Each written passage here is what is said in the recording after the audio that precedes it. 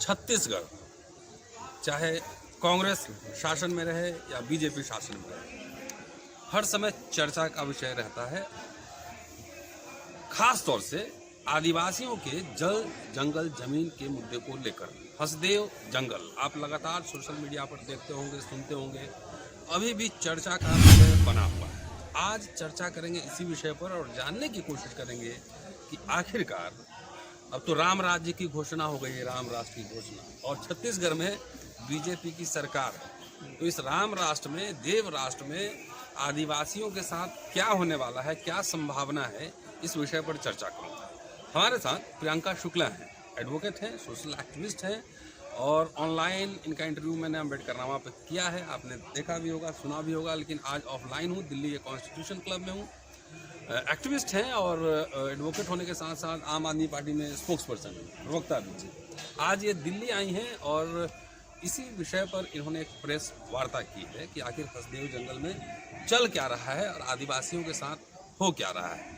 प्रियंका से जानने की कोशिश करेंगे कि मामला क्या है और किस दिशा में जा रहा है। आपको दिल्ली आकर प्रेस कॉन्फ्रेंस करने की ज़रूरत क्यों पड़ी? कई सोशल मीडिया के साथ ही हमारे साथ यहाँ पे मौजूद है प्रियंका, आपका स्वागत है सभी चैनल्स पे और अब फ्लोर आपका है, बताएं कि कल क्या रहा है। छत्तीसगढ़ से आके दिल्ली में प्रेस वार्ता क्यों करनी पड़ी, उसका एक विशेष कारण है कि शायद जंगलों की आवाज वहीं दबी रह जा रही है और मुझे लगा कि देश की जनता को ये बताने के लिए दिल्ली से प्रेस वार्ता करना बेहद जरूरी था। और दूसरा कि हमारे प्रदेश स्तर पे और जो राष्ट्रीय स्तर पे नेता है उनका भी था कि इधर पे ये काम को करना है। तो आज हमने प्रेस वार्ता की है और मुख्य मुद्दा है हसदेव का जंगल, क्योंकि जब छत्तीसगढ़ का नाम लेते हैं और हसदेव का बात करते हैं तो लोगों को लगता है कि छत्तीसगढ़ का मुद्दा है। दरअसल छत्तीसगढ़ का मुद्दा है नहीं, देश का मुद्दा है। ये छत्तीसगढ़ का जो हसदेव फॉरेस्ट एरिया है, ये डेंस फॉरेस्ट एरिया है मध्य भारत का, और मध्य भारत का इसको फेफड़ा भी कहते हैं, क्योंकि मतलब बहुत बड़ा घना जंगल है। 1,70,000 हेक्टेयर में ये फैला हुआ जंगल है। बोलता है शायद दिल्ली का भी कितना बड़ा भौगोलिक उसका नहीं पता, पर शायद उससे भी बड़ा निकल पाएगा अगर हम मापन करेंगे तो।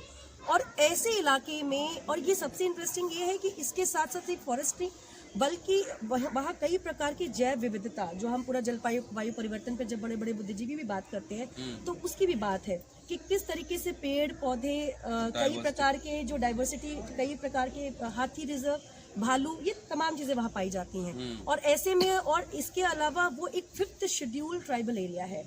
5वीं अनुसूची संविधान की वो अनुसूची है जिसमें एक खास प्रकार के लॉज है जहाँ पर ग्राम सभा को अधिकार है अगर कोई भी परियोजना आपको वहाँ लागू करनी है। अब हसदेव के मामले में हो ये रहा है कि बीते 12 वर्ष से, 1 दशक से ऊपर की लड़ाई हो गई वहाँ के लोगों की। वहाँ के लोग लड़ रहे हैं, वहाँ के हम जैसे लोग भी उसमें शामिल है लगातार, आम आदमी पार्टी भी उसमें लगातार हमने घेराव किए, प्रदर्शन किए, ज्ञापन। एक लोकतांत्रिक देश में क्या होता है भाई, हम एक ज्ञापन देंगे, हम रिप्रेजेंटेशन देंगे, हम मुख्यमंत्री से बात करेंगे, धरना करेंगे, इसके बाद क्या कर सकते हैं। तो हमने हर वो लेवल पे जो करना चाहिए हमने किया, उसके बाद भी कान में जू नहीं रहेंगी। तो आज हमको दिल्ली से बात कहनी पड़ रही है।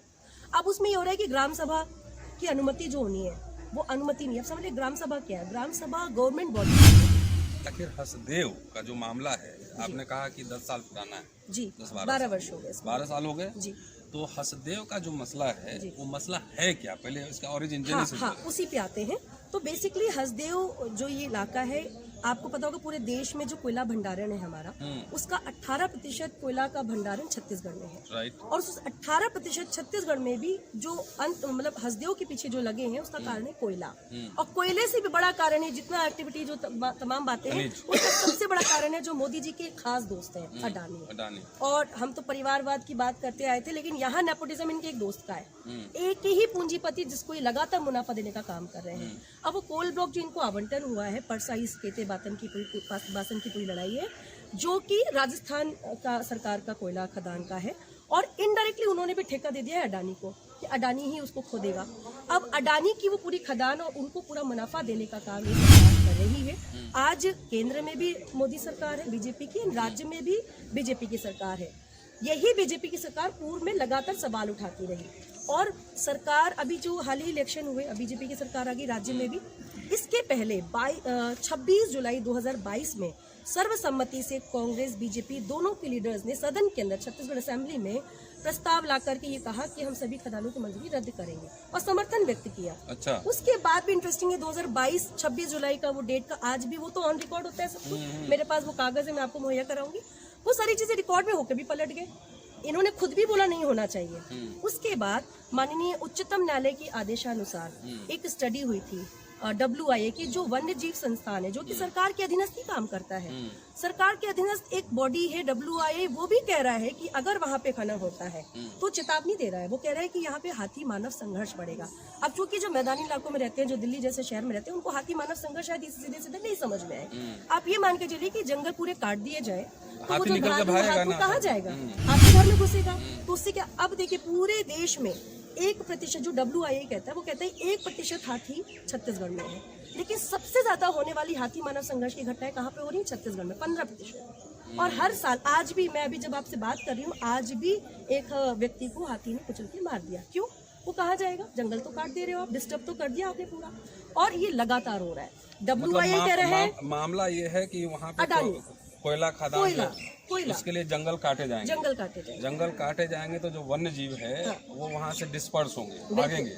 वन्य जीव डिस्पर्स होंगे। आदिवासी समुदाय 20,000 25,000 लोगों का विस्थापन का मामला है। ये पूरी संस्कृति, आप सिर्फ इसको इस तरह से मत देखिए कि सिर्फ एक व्यक्ति को वो करा जाएगा।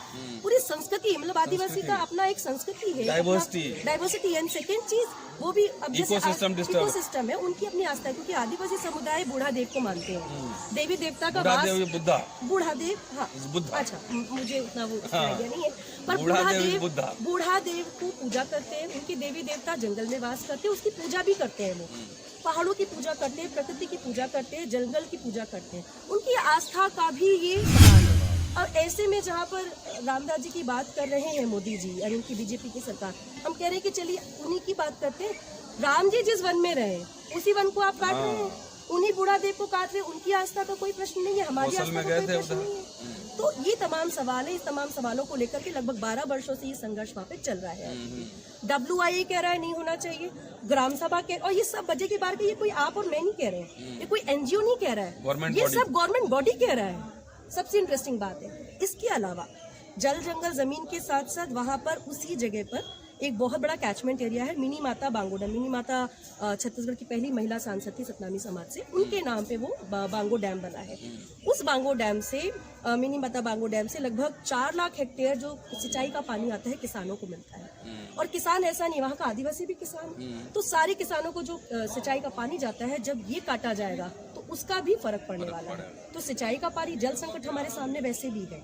तो ऐसे में करके सिर्फ ऐसा नहीं कि ये जंगल की लड़ाई है, जब वो वहां तक पहुंचेगी तो ये दिल्ली तक भी पहुंचेगी। आज हम साफ हवा की बात कॉन्फ्रेंस में आपने क्या कहा, क्या डिमांड है? हमारी डिमांड एक ही है कि सर आप मेरी छोड़िए, आपकी छोड़िए, कानून जो कहता है आप उसको सुन लीजिए। कानून कहता है 5, अच्छा एक पॉइंट इसमें और था, मुझे लगता है उसको भी हमें बताना चाहिए कि राज्यपाल, दिल्ली के अंदर तो हम लोग इतने परेशान हो जाते हैं, राज्यपाल अपनी फाइल, हमारी फाइल को आगे खिसकाने नहीं देते हैं। और वहाँ पर राज्यपाल महोदया अनुसुईया उइके जी, जो खुद आदिवासी समाज से आती हैं, उन्होंने आदेश दिया था 2021 में कि फर्जी ग्राम सभा की जो बात हो रही है उस पर जांच हो और 15 दिवस के भीतर मुझे इसकी कार्रवाई के संबंध में अवगत कराया जाए। आज तक जांच नहीं हुई।